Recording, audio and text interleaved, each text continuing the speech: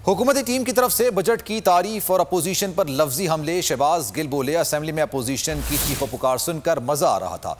चाह रहे थे कि शौकत तरीन लंबी तकरीर करें और हम उन्हें रोते चीखते सुने। खुर्रम दस्तगीर को चीखता सुनकर मजा आ रहा था।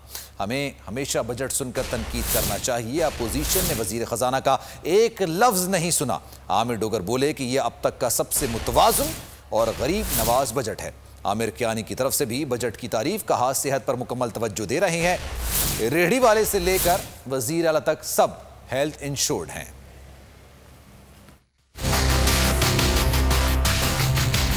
बड़ा मज़ा आया। मैं चाह रहा था कि शौकत तरीन जो हैं वो इससे भी लंबा बजट दें, तकरीर दें, क्योंकि उनको चीखते, उनको रोते, उनको किताबें बजाते, मैं वो खुर्रम दस्तगीर साहब को देख के खुश हो रहा था। वो बेचारे मेरी तरह थोड़े से हैं भी स्लो, तो वो ऐसे ऐसे किताबें मार रहे थे और फिर थक जाते थे, फिर हार के फिर बैठ जाते थे। उनको अभी तक ये नहीं पता कि आवाज़ निकालनी हो तो पतली वाली किताब डेस्क पे मारते हैं, वो सबसे मोटी वाली मार रहे थे। वो वाली किताब उन्हें थका देती थी, फिर थक के बैठ जाते थे।